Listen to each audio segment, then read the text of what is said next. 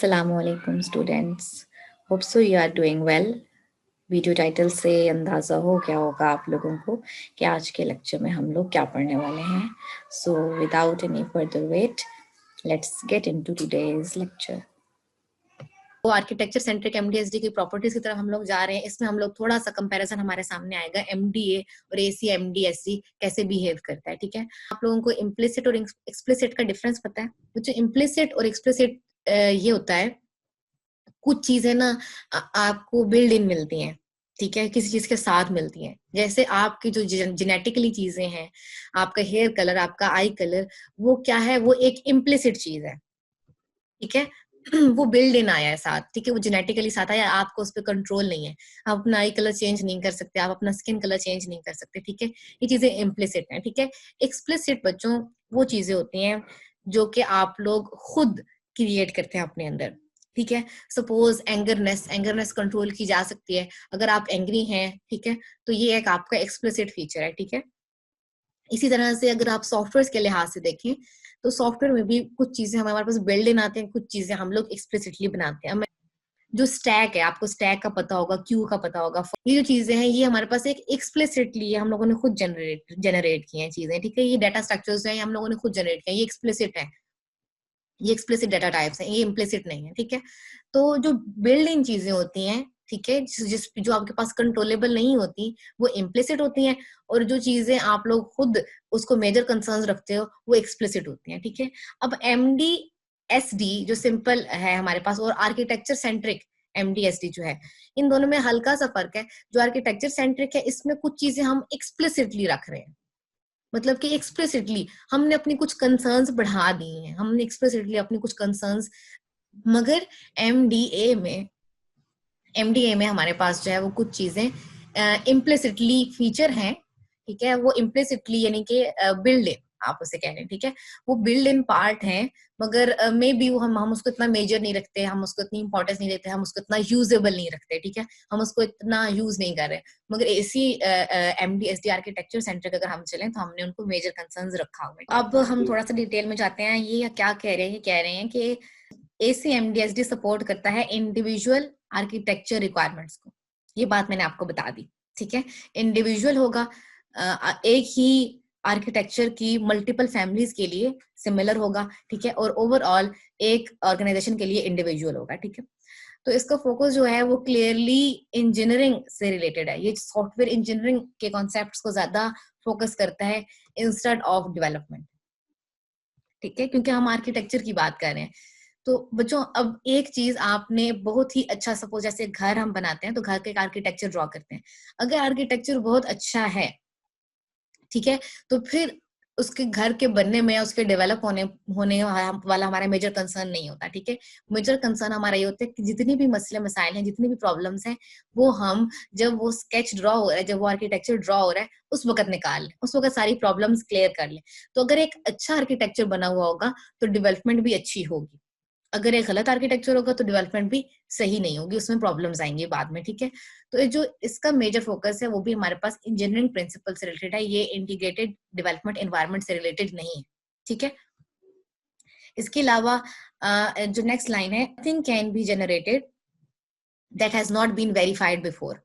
जिसको पहले आपने एक बार वेरीफाई नहीं कर लिया और उसको रेफरेंस इम्प्लीमेंट नहीं किया, उसकी रेफरेंस इम्प्लीमेंटेशन नहीं की, आप उसको ACMDSD के जरिए जनरेट नहीं कर सकते, या उसको जो रीयूजेबल हम कहते हैं जनरेटिव आर्किटेक्चर हम क्रिएट करते हैं, वो जनरेटिव आर्किटेक्चर आप क्रिएट नहीं कर सकते। ठीक है, क्योंकि आपने उसको वेरीफाई नहीं किया। और वेरीफाई किस तरह से होगा? जब आप उसको एक रेफरेंस इम्प्लीमेंटेशन दोगे।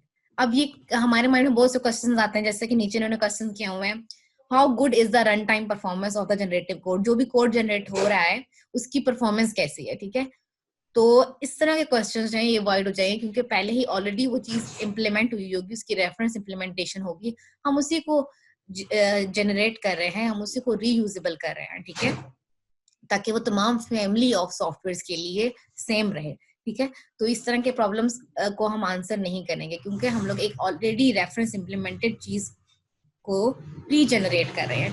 अच्छा बच्चों, नेक्स्ट पॉइंट है हमारा, अब ये तो थोड़ा सा इसकी इनिशियल डिटेल्स थी, अब हम थोड़ा सा डिफरेंस की तरफ जा रहे हैं। ठीक है, अब बच्चों ये जो ये फीचर है रीयूजेबिलिटी का, जनरेटिव आर्किटेक्चर की रीयूजेबिलिटी का, ये एक एक्सप्लिसिट फीचर है, ठीक है, ACMDST का एक्सप्लिसिट फीचर है, ये मेजर कंसर्न है, ठीक है, मगर यही चीज जो है MDA में, मॉडल ड्रिवन आर्किटेक्चर में, ये इम्प्लिसिट फीचर है, ये एक्सप्लिसिट नहीं है।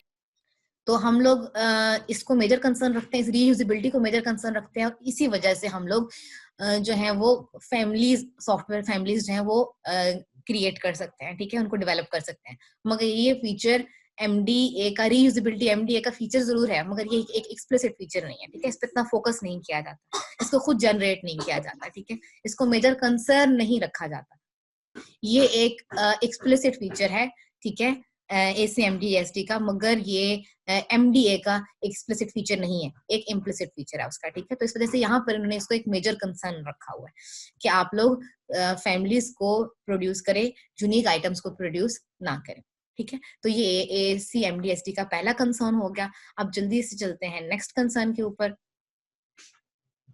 जी बच्चों, नेक्स्ट पॉइंट है आर्किटेक्चर सेंट्रिक डिजाइन। ये कहता है कि ACMDST, ये पॉइंट बेशक आप नोट करते जाएं, ठीक है। नेक्स्ट पॉइंट जो है वो ये क्या कहता है, ACMDST PSM के बगैर काम कर सकता है, ठीक है। अब PSM हमारे पास क्या है, PSM हमारे पास था प्लेटफॉर्म स्पेसिफिक मॉडल, PSM। हमने कहा था PIM प्लेटफॉर्म इंडिपेंडेंट मॉडल होते हैं हमारे पास, ठीक है, और उनको हम लोग कन्वर्ट करते हैं PSM के अंदर, ठीक है। यहाँ पर ट्रांसफॉर्मेशंस होती हैं, ठीक है, प्लेटफॉर्म स्पेसिफिक मॉडल बनते हैं।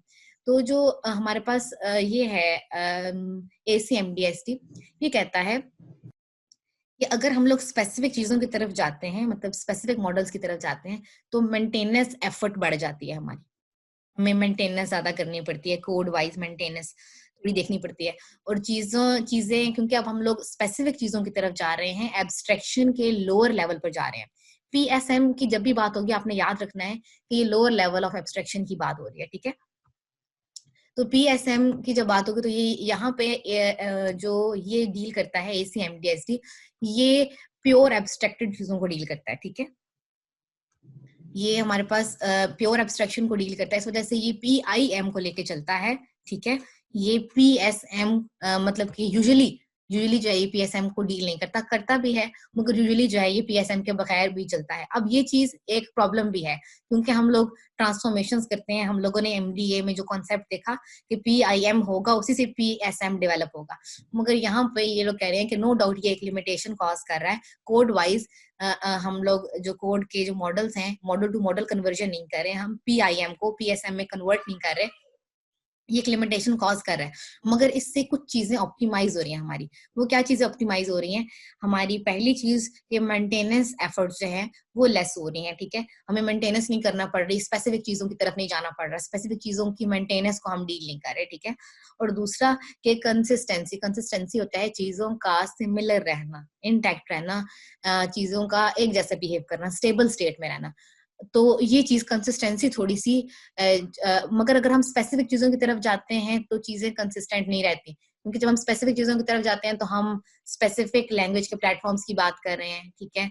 जावा के लिए जेई को यूज कर रहे हैं हम लोग, CV++ के लिए हम कोबरा को यूज कर रहे हैं, ठीक है, कोरबा को, सॉरी। तो हम लोग जो ये चीजें कर रहे हैं, हम स्पेसिफिक मॉडल्स की तरफ जो जा रहे हैं, तो ये स्पेसिफिक चीजों में हमें कंसिस्टेंसी नजर नहीं आ रही। तो ये नो डाउट एक लिमिटेशन है कि आप उसको कन्वर्जन नहीं कर रहे, मगर इससे जो ऑप्टिमाइजेशन हमें अचीव हो रही है, इन दो चीजों में अचीव हो रही है, एक कंसिस्टेंसी प्रॉब्लम्स हम उनको अवॉइड करें ताकि हमें कंसिस्टेंसी को हैंडल ही ना करना पड़े, और दूसरा हम लोग जो है मेंटेनेंस को रिड्यूस कर रहे हैं कि हमें मेंटेनेंस एफर्ट्स नहीं करना पड़ रहे हैं, ठीक है। अब अगर मतलब प्लेटफॉर्म इंडिपेंडेंट मॉडल है, उससे कोड कैसे जनरेट होगा, ये हम नेक्स्ट वाले स्टेप्स में देखेंगे, ठीक है। अब आप लोगों को सेकंड पॉइंट थोड़ा सा क्लियर हुआ है। सेकंड पॉइंट में आपने ये चीज याद रखनी है कि ये PI जो है M को यूज करता है, प्लेटफॉर्म इंडिपेंडेंट मॉडल्स को अप्लाई करता है, PSM को यूजुअली अप्लाई नहीं करता, ठीक है, यूजुअली अप्लाई नहीं करता। और इसका ये क्यों नहीं अप्लाई करता? ताकि ऑप्टिमाइजेशन अचीव हो सके। और किन किन चीजों में ऑप्टिमाइजेशन अचीव हो सके? एक तो मेंटेनेंस एफर्ट हमें नहीं करनी पड़ रही, दूसरा कंसिस्टेंसी प्रॉब्लम्स को हम लोग अवॉइड कर रहे हैं। बच्चों नेक्स्ट है हमारे पास फॉरवर्ड इंजीनियरिंग, ठीक है। अब MDA जो है बच्चों, ये मेनली राउंड ट्रिप इंजीनियरिंग को फॉलो करता है, ठीक है। थोड़ा सा बता देती हूँ। राउंड ट्रिप और फॉरवर्ड इंजीनियरिंग का। बच्चों, राउंड ट्रिप जो इंजीनियरिंग है ये क्या कहती है कि जब ओवरऑल एक एप्लीकेशन जो है वो डेवलप होती है तो उसके जो जो मॉड्यूल्स हैं, ठीक है, क्योंकि मेनली डेवलपमेंट है हमें जो राउंड ट्रिप इंजीनियरिंग होती है ना, ये हम तब करते हैं जब हमारे पास कंकरेंट डेवलपमेंट हो रही होती है at a same time multiple चीजों का, सिमिलर चीजों का प्रोड्यूस होना, सेम टाइम में सिमिलर चीजों का प्रोड्यूस होना कंकरेंसी कहलाता है, ठीक है। तो राउंड ट्रिप जो है इंजीनियरिंग ये क्या कहती है, ये कहती है जो चीजें कंकरेंटली डेवलप हो रही हैं, ठीक है, सिमिलर प्रोडक्ट्स जो डेवलप हो रही हैं, ठीक है, उन सिमिलर प्रोडक्ट्स को एक बार इवेलुएट करना, उनके अंदर से one by one, step by step her product को चेक करना, उनके एरर्स को देखना और फिर उनको ऑटोमेट करके उनके एरर्स को सॉल्व करना। तो ये जो पूरा step by step her module की चेकिंग है, ठीक है। तो ये हमारे पास क्या कहलाती है, राउंड ट्रिप इंजीनियरिंग। इसी को हम लोग रिवर्स इंजीनियरिंग के कॉन्सेप्ट में भी लेकर आते हैं, ठीक है, कि रिवर्स इंजीनियरिंग जो है कि एक बार एक चीज बना ली, फिर उसको रिवर्स किया, एक बार उसको चेक किया कि उसमें कोई बग्स तो नहीं, उसमें कोई प्रॉब्लम्स तो नहीं है, अगर प्रॉब्लम्स हैं उनको आइडेंटिफाई करके उनको खत्म करना, ये हमारे पास जो है ये रिवर्स इंजीनियरिंग का कॉन्सेप्ट है। तो राउंड ट्रिप इंजीनियरिंग इस किसी कॉन्सेप्ट को लेके चलता है कि ये वन बाय वन जो कंकरेंटली चीजें डेवलप होती हैं उनको चेक करता है और उनको सॉल्व करता है, ठीक है, उनके प्रॉब्लम्स एरर्स को ऑटोमेट और ये ऑटोमेशन से सॉल्व करता है, ठीक है, मैनुअली नहीं करना पड़ता, ऑटोमेटिकली हम इनको इसको सॉल्व करते हैं, ठीक है। तो जो ACMDST है ये राउंड ट्रिप इंजीनियरिंग को फॉलो नहीं करता, ये फॉरवर्ड इंजीनियरिंग को फॉलो करता है, ठीक है, क्योंकि इसमें जो प्रोडक्ट्स बन रही हैं वो कंकरेंट प्रोडक्ट्स नहीं है, ठीक है, वो कंकरेंट प्रोडक्ट्स नहीं है, तो इस वजह से ये ओवरऑल फॉरवर्ड इंजीनियरिंग को फॉलो करता है। और दूसरा, इसमें हम लोग एब्स्ट्रैक्शंस को डील कर रहे हैं, मतलब कि इसमें चीजें एब्स्ट्रैक्ट है, तो आप क्यों डिटेल में जाओ, कोड को देखो कि कोड में एरर है या नहीं है, ठीक है, आप एब्स्ट्रैक्ट चीजें एब्स्ट्रैक्टेड है, एब्स्ट्रैक्टेड चीजों की ओवरऑल हम रिव्यू ले लेते हैं कि उसमें तो कोई बग है या नहीं है, हम डिटेल कोड का रिव्यू कर ही नहीं रहे, ठीक है। हम लोग जो है वो ये इस चीज की तरफ नहीं जा रहे कि हम कोड को चेक करें, बग्स देखें, फिर उन बग्स को रिमूव करें। तो ये राउंड ट्रिप इंजीनियरिंग को फॉलो नहीं करता, ये फॉरवर्ड इंजीनियरिंग को फॉलो करता है। क्यों? क्योंकि ये एब्स्ट्रैक्टेड चीजों को डील करता है, ये प्लेटफॉर्म इंडिपेंडेंट मॉडल को डील करता है, ये स्पेसिफिक को डील नहीं करता। इसी वजह से इसमें राउंड ट्रिप इंजीनियरिंग या रिवर्स इंजीनियरिंग नहीं की जा सकती, ये कॉन्सेप्ट मतलब कि यहाँ पे अनएप्लीकेबल है, ये अप्लाई नहीं हो सकता। पे ये कह रहे हैं कि यही जो पॉइंट मैंने भी आप लोगों को बताया रिवर्स इंजीनियरिंग वाला या राउंड ट्रिप इंजीनियरिंग वाला, इसमें ये कहते हैं कि यहाँ पे इसकी कोई सेंस ही नहीं बनती ACMDST में, ठीक है, डजंट मेक सेंस, इसमें कोई सेंस ही नहीं बनती कि हम ये बात करें कि यहाँ पे रिवर्स इंजीनियरिंग की जाए, ठीक है, क्योंकि यहाँ पे हमारी एक तो कंकरेंट डेवलपमेंट नहीं हो रही और ना ही हम लोग डिटेल कोड की तरफ जा रहे हैं, हम तो एब्स्ट्रैक्शंस को डील कर रहे हैं, इंडिपेंडेंट मॉडल्स को डील कर रहे हैं, स्पेसिफिक चीजों को डील नहीं कर रहे हैं, ठीक है। अब यहाँ पे बात आ रही है model to model transformation for modularization only. अब हम लोग बात कर रहे हैं मॉडल टू मॉडल ट्रांसफॉर्मेशन। अब यहाँ पे अभी हमने थोड़ी देर पहले बात की कि PIM, अभी आप लोग चैप्टर 3 जब देखेंगे ना तो उसमें डिटेल एग्जांपल होगी, तो उसमें ये सारी चीजें आपकी क्लियर हो जाएंगे, ठीक है। तो अभी हम लोग एक बार इसको समराइज कर रहे हैं। अब ये क्या कह रहा है, ये कह रहा है कि मॉडल टू मॉडल ट्रांसफॉर्मेशन हमने देखी थी कि इंडिपेंडेंट मॉडल जो होता है वो ट्रांसफॉर्म होता है स्पेसिफिक मॉडल के अंदर। तो ये कह रहे हैं कि ये सिर्फ और सिर्फ हम लोग ट्रांसफॉर्मेशन करेंगे PIM की, PSM के अंदर या कोड के अंदर, बेसिकली हमें चाहिए तो कोड ना, तो ये जो ट्रांसफॉर्मेशन है ये सिर्फ और सिर्फ मॉडुलराइजेशन के का जब हमें करना होगा तब हम करेंगे, वरना हम लोग इसको डील नहीं करेंगे, ठीक है। तो मॉडल टू मॉडल कन्वर्जन में हम लोग जो है वो जब मॉडुलराइजेशन करनी होगी तब हम इसको करेंगे, वरना नहीं करेंगे। अब इसको थोड़ा सा डिटेल में देखते हैं। We use a PIM, that is an abstract, ठीक है, मतलब कि PIM आपको भी समझ आती है, ये एक एब्स्ट्रैक्टेड चीज है, PSM स्पेसिफिक है और वहां पे लो लेवल ऑफ एब्स्ट्रैक्शन है, वहां पे कम एब्स्ट्रैक्शन है, ठीक है। तो PIM में हमारे पास ज्यादा एब्स्ट्रैक्शन है, ठीक है। मगर जब हमें ट्रांसफॉर्मेशन करनी होती है, जब हमें कोड चाहिए होता है, ठीक है, जब हमें ट्रांसफॉर्मेशन करनी होती है या जब हम लोगों ने कोड हमने अचीव करना होता है, ठीक है, यानी कि हमें जब हम लोगों ने सोर्स कोड लेना होता है, ठीक है, तो उसके लिए हम लोग मॉडल टू मॉडल ट्रांसफॉर्मेशन करेंगे। और वो किस तरह से करेंगे? मॉड्यूलराइज्ड वे में। मॉड्यूलराइज्ड क्या है कि सिर्फ कोई एक आध मॉड्यूल होगा जहां पर हम लोग मॉडल टू मॉडल ट्रांसफॉर्मेशन करेंगे, ओवरऑल PIM ही डील होगा, ठीक है। ओवरऑल हमारे पास एक एब्स्ट्रैक्टेड चीज ही डील होगी सिर्फ कुछ मॉड्यूल्स में, जहां पे हम लोग मॉडलराइजेशन के मॉड्यूल को लगाएंगे कि ठीक है यहाँ पे कन्वर्जन होगी, यहाँ पे मॉडल टू मॉडल ट्रांसफॉर्मेशन होगी, सिर्फ वहां पर हम लोग ये ट्रांसफॉर्मेशन करेंगे मॉडल टू मॉडल, वरना हमारे पास ओवरऑल हम इस मॉडल टू मॉडल ट्रांसफॉर्मेशन को डील नहीं कर रहे। ठीक है, हम लोग एक इंडिपेंडेंट मॉडल को, एक एब्स्ट्रैक्ट मॉडल को डील कर रहे हैं, स्पेसिफिक चीजों की तरफ नहीं जा रहे। ठीक है, सिर्फ और सिर्फ जब हमें एक प्रॉपर मॉड्यूल की बात करेंगे कि एक अभी मॉड्यूल है, हमारे पास ओवरऑल सारा स्ट्रक्चर क्रिएटेड है, ठीक है, हमारे पास PIM जो है प्लेटफॉर्म इंडिपेंडेंट मॉडल, वो फुल फ्लेज क्रिएटेड है, उसमें कोई बग्स नहीं है, वो ऑल द मतलब ऑल ओवरऑल हर फैमिली, हर प्रोडक्ट लाइन के लिए क्लियर है। जब हम एक स्पेसिफिक मॉड्यूल की बात करेंगे तब हम लोग इस कन्वर्जन की बात करेंगे। तो जो मॉड्यूलराइजेशन का मतलब होता है चीजों को ब्रेक डाउन करना, ठीक है, चीजों के चंक्स क्रिएट कर देना, उसके टुकड़े क्रिएट कर देना, उसको डिवाइड कर देना, और डिवाइड करने के बाद चीजों को इंडिपेंडेंटली डील करना। ठीक है, अब मॉड्यूलराइजेशन कब की जाती है? जब एक कॉम्प्लेक्स चीज को हम लोग टुकड़े कर देते हैं, उसको ब्रेक डाउन कर देते हैं, और फिर बारी बारी एक मॉड्यूल को पहले हल करते हैं, फिर दूसरे मॉड्यूल को हल करते हैं, फिर तीसरे मॉड्यूल को हल करते हैं। ठीक है, तो एक कॉम्प्लेक्स चीज इस तरह से बहुत आसानी से हैंडल हो जाती है। ठीक है, इस चंकिंग को, ये जो हम चीजों को चंक्स बना देते हैं, ब्रेक डाउन कर देते हैं, इसको हम कहते हैं मॉड्यूलराइजेशन। मॉड्यूल्स बना देना, उसके टुकड़े बना देना। ठीक है, और एक इंडिपेंडेंट मॉड्यूल को पहले ऑटोमेट करना, या उसको पहले उसका कोड जनरेट करना, फिर अगले मॉड्यूल का कोड जनरेट करना, और फिर अगले मॉड्यूल का कोड जनरेट करना। ठीक है, अब ये कह रहे हैं कि जब आपको यही ब्रेक डाउन करना होगा, जब आपको चंक्स बनाने होंगे, जब आपको आप मॉड्यूल्स में कन्वर्ट कर रहे हो चीजों को। ठीक है, अभी जो हम बात कर रहे हैं ना, ये हम ओवरऑल एक कॉर्पोरेशन की एक बड़े प्रोडक्ट की बात करें, एक आर्किटेक्चर की बात करें। अब एक आर्किटेक्चर बन गया, अब एक आर्किटेक्चर को यूज करते हुए हमने कहा कि हमें इस आर्किटेक्चर से एक फैमिली ऑफ सॉफ्टवेयर क्रिएट करनी है। फिर वो जो फैमिली ऑफ सॉफ्टवेयर क्रिएट की, उसमें बहुत ज्यादा चीजें सिमिलर थी, कुछ चीजें थी जहां पे हमें सिमिलैरिटी नजर नहीं आ रही थी, जहां पे हमें मतलब कि वहां पे हमने कहा कि चलें ये मॉड्यूल हमें सेपरेट बनाना पड़ेगा, ये मॉड्यूल हमें सेपरेट बनाना पड़ेगा। ठीक है, तो वो चीजें जहां पे हमें थोड़ी सी सेल्फ कोडिंग की जरूरत है, वो मॉड्यूल दूसरी फैमिली या दूसरा जो फैमिली ऑफ सॉफ्टवेयर है उससे रिलेटेबल नहीं है, उससे डिफरेंट है, ऐसे मॉड्यूल को क्रिएट करने के लिए वहां पर हम लोग इंडिपेंडेंट मॉडल, क्योंकि अभी तक हम इंडिपेंडेंट मॉडल को लेकर चल रहे थे, वहां पर हम उस इंडिपेंडेंट मॉडल को कन्वर्ट करेंगे एक स्पेसिफिक मॉडल के अंदर।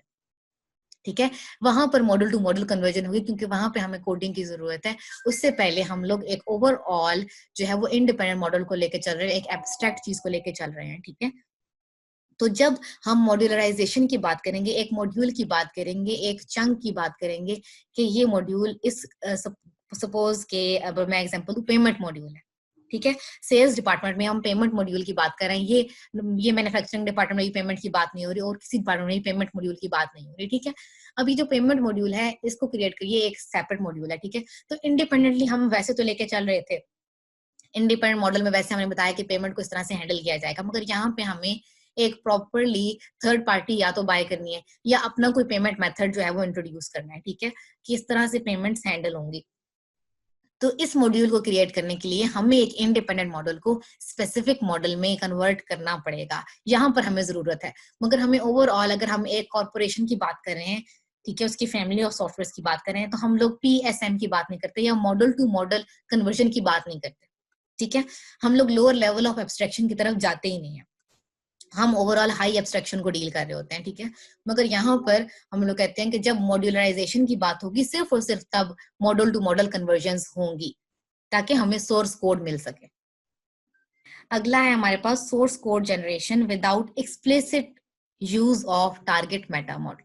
मतलब कि हमारी जो मेजर खुद से कंसर्न होगी, हम उस चीज को खुद से इंट्रोड्यूस करवा रहे हैं, उसको मेजर कंसर्न रख रहे हैं, या खुद से उसको कोड कर रहे हैं, चेक कर रहे हैं, वो बिल्ड इन चीज अवेलेबल हमें नहीं मिली। ठीक है, मेनली जब भी हम किसी मॉडल की बात करते हैं तो उसका एक मेटा मॉडल एग्जिस्ट करता है। तो मेटा मॉडल यानी कि एक मॉडल का, एक पेनेट मॉडल को हम कहेंगे मेटा मॉडल। अभी के लिए आप बस इतना ही याद रखें, मेटा मॉडल, वरना मैं डिटेल में आपको मेटा मॉडल इंशाल्लाह बताऊंगी कि मेटा मॉडल क्या होता है। ठीक है, इंशाल्लाह जब हम लोग थर्ड चैप्टर को स्टार्ट करेंगे तो पहले मैं आपको मेटा मॉडल एक्सप्लेन करूँ। तो किसी भी मॉडल से पहले हम एक उसका मेटा मॉडल देखते हैं। ठीक है, जैसे सपोज कोई लैंग्वेज होती है, तो उसकी लैंग्वेज का भी एक प्रॉपरली उसका सिंटेक्स क्रिएट होता है, तो वो उसका मेटा मॉडल होता है। ठीक है, इसी तरह से एक मॉडल का एक टारगेट मेटा मॉडल होता है। ठीक है, तो वो ये कह रहे हैं कि हम उसको एक्सप्लिसिटली यूज नहीं करते। ठीक है, और हम लोग कोड, सोर्स कोड जनरेट कर रहे हैं। ठीक है, एक सोर्स कोड जनरेट कर रहे हैं, किसी मॉडल से ही जनरेट कर रहे हैं, ठीक है, मगर हम उसको एक्सप्लिसिटली यूज नहीं कर रहे, कि हमने कोई स्पेसिफाई नहीं किया, हमने खुद से कोई स्पेसिफाई मेटा मॉडल स्पेसिफाई नहीं किया कि हम ये वाला मॉडल चूज कर रहे हैं, ठीक है, हमने ये चीज खुद से स्पेसिफाई नहीं की, ठीक है, जो भी हम आर्किटेक्चर को लेके चल रहे हैं, ठीक है, उस आर्किटेक्चर के अंदर हमने ये चीज एक्सप्लिसिटली स्पेसिफाई नहीं की, इम्प्लिसिटली उसका एक मेटा मॉडल होगा और उसी के अंदर कोड जनरेशन होगी। अच्छा, नेक्स्ट है बच्चों हमारे पास नो 100% जनरेशन। अब ये क्या चीज है, बहुत से लोग ये समझते हैं कि 100% जो है वो सॉफ्टवेयर का आर्किटेक्चर सेल्फ जनरेटिव होगा, ठीक है, तो जो ये कह रहे हैं कि ये 60 to 80% हमारे पास ऑटोमेटेड होता है, ठीक है, सेल्फ जनरेट मतलब कि ऑटोमेट हो जाता है, 100% चीजों को जनरेट कर देता, 100% नहीं करता, 60 to 80% जनरेट कर देता है, ठीक है, और वो किससे जनरेट होता है, आर्किटेक्चर सेंट्रिक मॉडल से। जो हम फैमिलीज ऑफ सॉफ्टवेयर की बात कर रहे हैं, ठीक है, तो वो जो फैमिलीज ऑफ सॉफ्टवेयर क्रिएट होंगी उसमें से 60 to 80% जो हमने generative architecture centric model create किया उससे जनरेट होंगी, 20% फंक्शनैलिटी या 40% फंक्शनैलिटी आपको खुद क्रिएट करना पड़ेगी, 100% फैमिलीज खुद ब खुद क्रिएट नहीं होंगी, ठीक है, क्योंकि हर फैमिली थोड़ी सी तो डिफरेंट है ही दूसरी फैमिली से। दूसरे सपोज एक जो मैन्युफैक्चरिंग डिपार्टमेंट का सॉफ्टवेयर है वो कुछ ना कुछ तो वेरी करेगा सपोज सेल डिपार्टमेंट से, ठीक है, तो 60 to 20% हमें हमें खुद जनरेट करना पड़ेगा, 80% सॉरी 60 to 80% जनरेट हो जाएगा, 20 to 40% जो है वो सेल्फ जनरेट करना पड़ेगा, 100% जनरेशन जो है वो पॉसिबल नहीं होगी।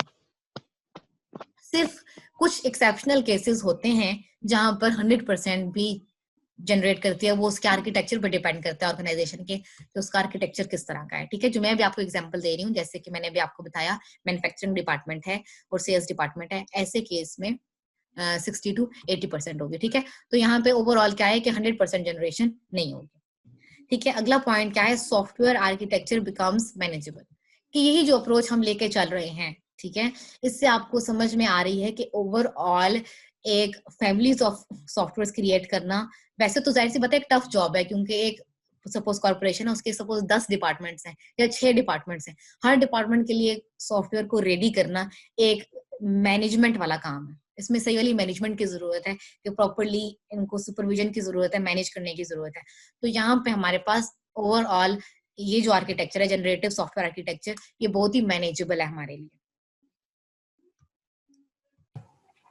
यहाँ पर आज का लेक्चर होता है complete, so we will interact in the next lecture. Till then, Allah Hafiz.